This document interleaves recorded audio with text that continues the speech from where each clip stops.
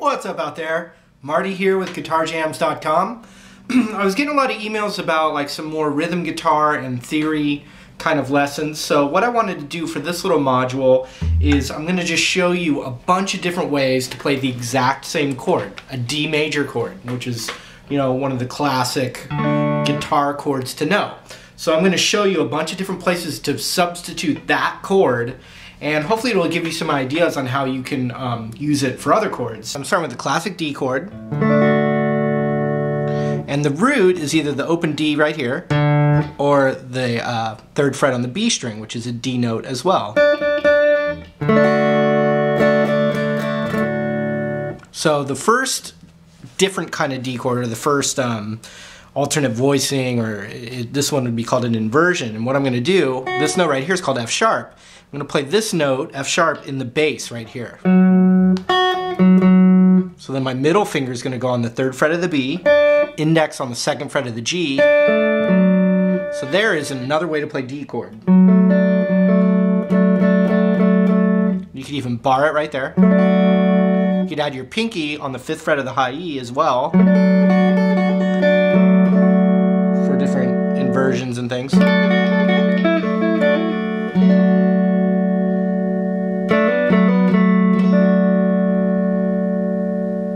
Love that chord. I use it a lot. I also bar this when I do it, and I do some tricks with my ring finger on the D and the G.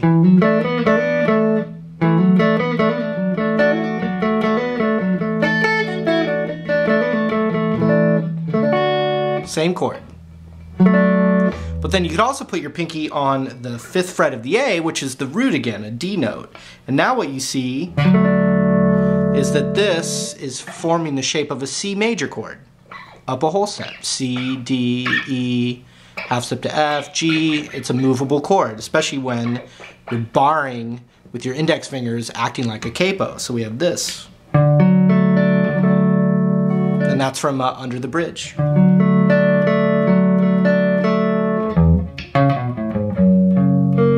You know, so we got that.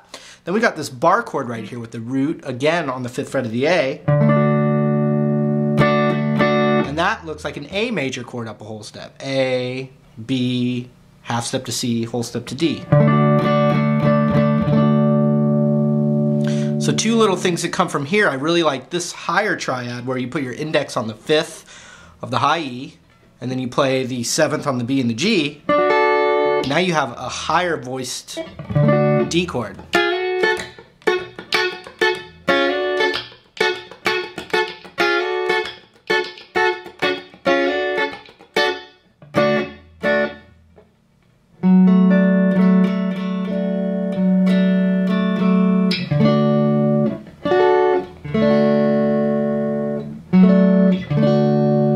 Okay, and then when you take this little piece right here, you can put your index there instead and play this bass note here, which is that F sharp again.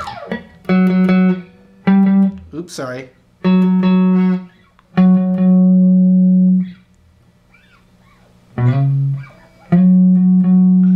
so then if you just bar the A string as well on the seventh fret here and hammer the seventh, now you have what I like to call the Hendrix major chord.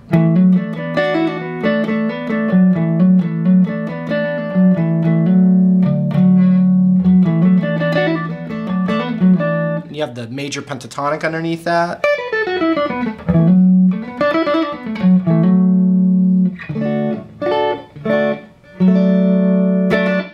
Okay, so we're going to keep going. The interesting thing about this is it actually comes from the G form. So I'm barring this right here, but look.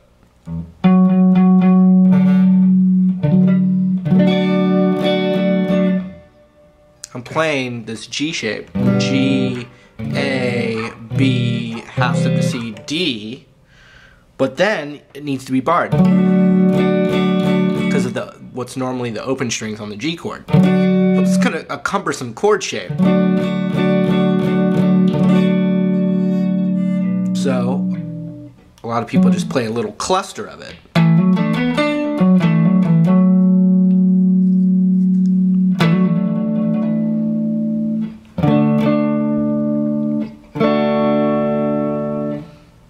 Okay, then we have the bar chord, the E-shaped bar chord D.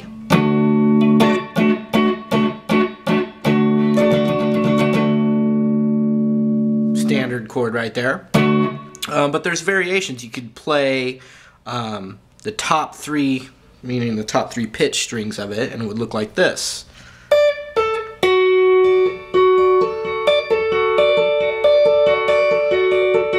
know, like a little triad right there.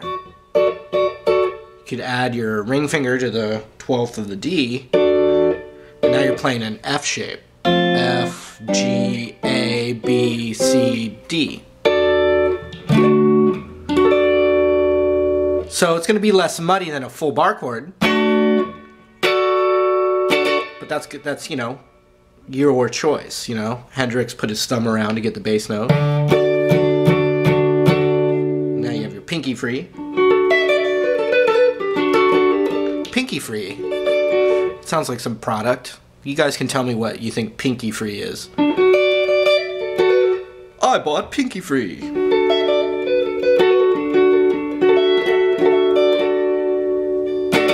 Cool, just like that.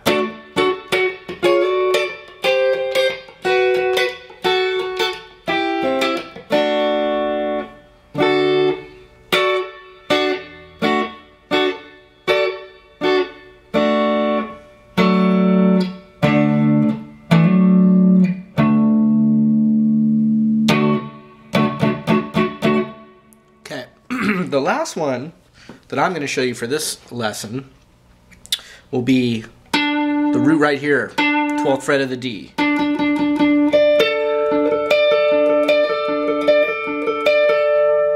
And it's kind of part of a D shape right here, but then with the root right here.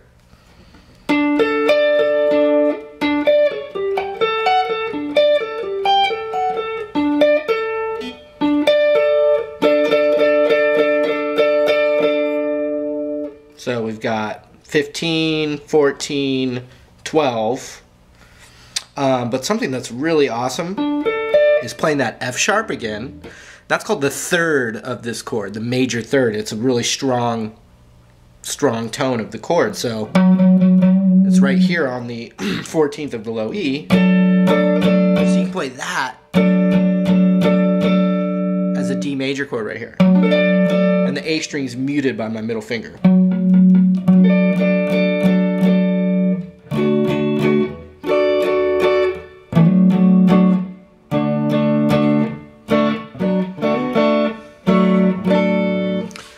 And then when you start doing chord progressions and you're knowledgeable of these kinds of voicings, then you can really mix and match different things. For instance, let's do D to C.